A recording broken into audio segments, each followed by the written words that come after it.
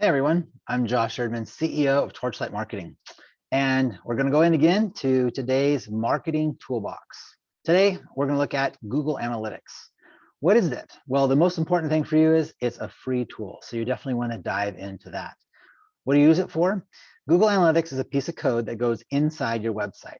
And then when a web browser goes to your website and loads all the code, it gets instructions like what pictures to load, how to style things. And in there is going to be that piece of code that says, talk to Google Analytics and tell the Google Analytics what page you're on and what you're doing. So then when someone's on that web browser and they're scrolling, Google Analytics can know about that. When they click to another page, Google Analytics will know about it. When they fill out a form, Google Analytics will know about it. And why is that important? Because you need to know how many people are on the site. You need to know what type of devices they're using. Are they using a lot of cell phones? Are they using desktop devices? And you need to know where they came from. Did they get to Google Analytics from another site? Like maybe you have a partner whose website has a referral link to you, or possibly they opened up an email. Google Analytics is going to collect all that kind of information. I know for a lot of people, they get a little lost on the digital equivalent of that. So to give you an analog version, think of the grocery store. When you're at the grocery store, a lot of people might not notice this, but when you look up, it's actually multi-story. It's really tall. And grocery stores are 2 stories tall. They have a raised ceiling. And when you look on that back wall, there are windows. On one wall, there are windows all across that whole wall. And those windows look down the aisles. Why is that?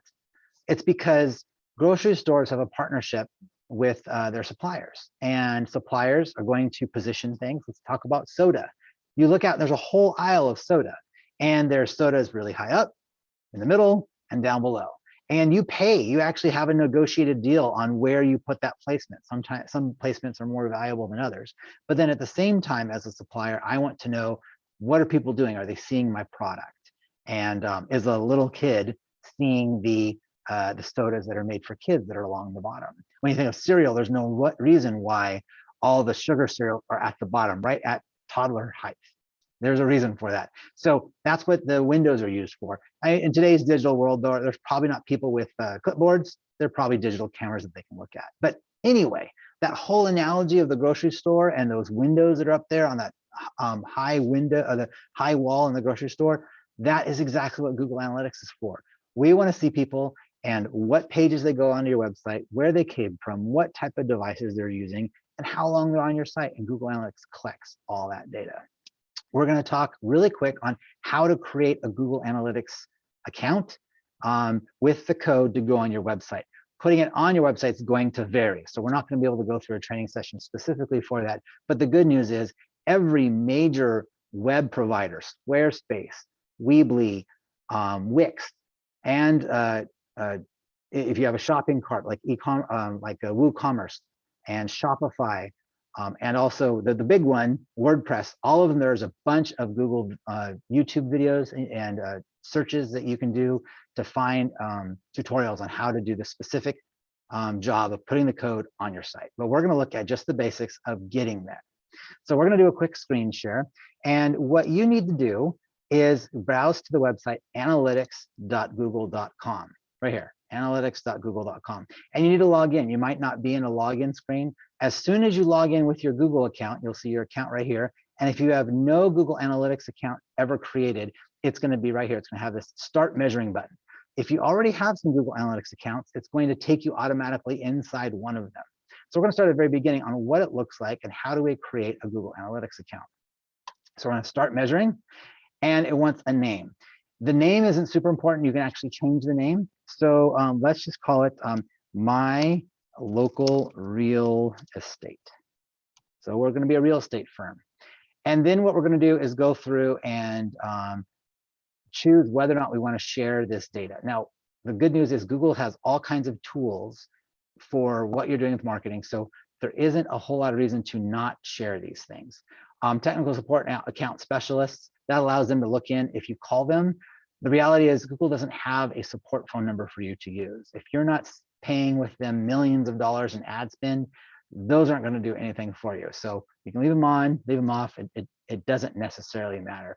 If they need to be on, they will ask you to go back into your account and turn them on. So in the rare event that you need them, you can go back there and turn them on. We're gonna click next. This is the part that matters. So property name, what does that mean in English? A property is your website. You might have 2 or 3 websites. So you have one Google Analytics account that holds all the websites. That's the best way to think of it.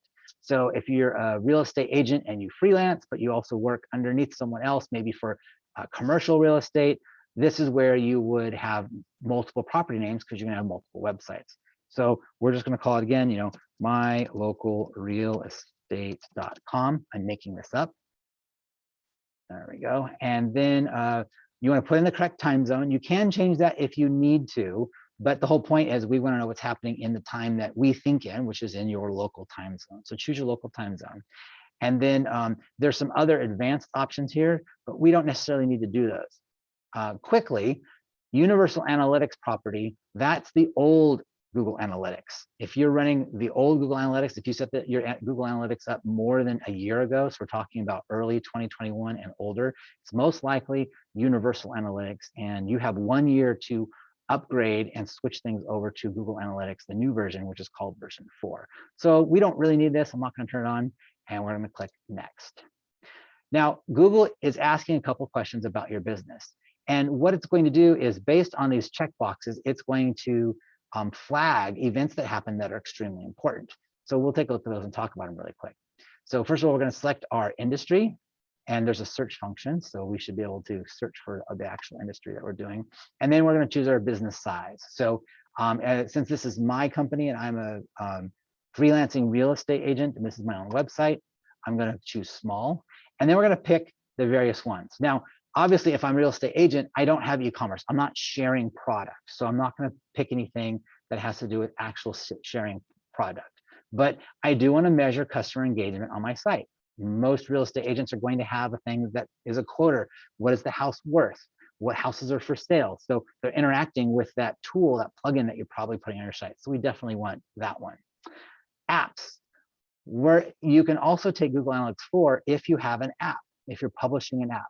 In some industries, there are trade associations that have an app for their members. So if you have an app, it wouldn't hurt to check that, but then you have to know the technical hoops to jump through on how to get your tracking code into the app. So in this theoretical situation, as a real estate agent, we don't have an app, so we're not going to click that there. Multiple devices or platforms. If you can measure those, that's great. Most people, when they're browsing real estate, they might be looking at something on the desktop and then looking at something on their cell phone. Multiple devices is very common for any situation. People are at work making a decision, they come home and make the purchase. So if Google can get that data that's valuable, I recommend that you check that. Advertising costs. So in this hypothetical situation, I want to track what's happening, but I'm not paying for ads. I'm not going to be doing any Google ad spend in this case. If you are doing anything in pay-per-click advertising, social media, or Google ads, you would want to check that box. Increase my conversions. So that would be, hey, we want to measure when someone submits a form. So I definitely want to check that. Online sales, like I said, we're not doing a shopping cart, so we're not going to check that. Content monetization. What is that? That's a publisher. That is someone who they show ads on their site to get paid for all the content that they're putting on. So that's not us in this case, but you can think of people that write a lot of professional articles, for example, they might fill that one out. App installs, we're not selling apps, so we're not doing that one. And measure lead generation. So that would be interest, maybe people coming to my site from a Google business profile. So that should be a good breakdown on what those checkboxes mean. And then we're going to click create. And that's it. We accept the agreement. We scroll through this because there are 2 of them. We click accept again, and now the property has been created. So that's the first part. I uncheck all these because I don't need any more emails. I got plenty of them. And then it's going to give you a quick walkthrough. The part that we want to go through that is the most important is the setup assistant. We need the code to get our website running. So we're going to click setup assistant. And Google already puts together a collection of ways to do this, how to advertise. So we want to install our tag. And it's going to ask, well, what kind of tag do we want? Do we want a tag for a website, a tag for an app on an Android phone, or a tag for iOS or Apple iOS? So this is just a website, so we just want a web tag. It wants the website name. So like we said, it was mylocalrealestate.com. And the stream name, that's not really important. It's kind of like the initials, my local real estate. It's just a way to get organized of what that is. So you can put whatever you want in there. So see these things that it's measuring? This, because of the check boxes that we went through, it chose the best things to grab. So it's going to grab all the pages of what's happening, but these are special events. So what pages are being viewed, but scrolls, how far are they scrolling on the site? What do they click on when they leave the site? What are they searching in the site? Videos that they might be watching, which would be great if I'm going to be a real estate agent, for example. I'm going to have house walkthroughs and people downloading files. So a lot of times I would, if I was an agent, I'd be making a form about the site and it'd be a PDF, and that would be people downloading the PDF. So we've built everything we need to for our Google Analytics tool. We're going to create the stream, and now we're done. The code has been made. So let's walk through these. If you're using a platform like Wix or Squarespace, or a real estate CRM that builds a website for you, also if you're using WordPress, you can get a WordPress plugin. All of these are going to ask for one thing, and that is your Google Analytics, Google Analytics code. So you just give them this Google Analytics ID and you're done. You can click this button and it copies it and you paste it in. The issue is we just talked about how Google Analytics version 4 is the big one, and Google Analytics 3 is dying July 1st, 2023. And some people are still slow to move and get their code updated. So if it rejects the code, you're probably on a platform where they haven't updated yet, and they're still only accepting the old Google Analytics 3, also known as Google Analytics Universal Analytics. And you probably should call them and complain, maybe even change platforms or go through this process again, but this time create a Google Analytics 3 property, but it's only going to be useful for you for that 1 year. If you have other websites where you're actually putting in code in the header or the footer, we're going to go down a little bit further, and we're just going to grab the full on-page code. What you'll notice is here is that same ID up here. And we're just going to copy this whole thing. It gives instructions to open up the head section of the code of your website and put it in. If you don't know how to do this, you can give it to your web guy and they'll do it for you. But you put that code in and you're done. Your Google Analytics is installed on your site. Once you get Google Analytics installed on your site, it's done. It's collecting data. And how it collects data is it doesn't talk to the server, it listens. It listens to people connecting to your website, and the web browser follows the instructions and reaches out to Google Analytics telling them what they're doing.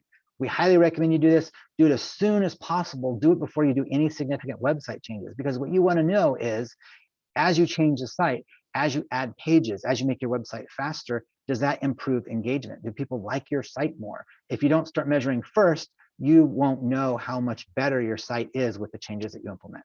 So this was like probably one of the longest toolbox explanations we have. It is complicated, but this is a one-time effort that you do, and you'll be collecting data forever. So it's highly important. That's why I'm investing extra time in this. I hope that works out for you. Stay tuned. You can always go to gettorchlight.com/toolbox for the latest tools. We try to publish about one a week, and this is an extremely important one for you. Have a good day.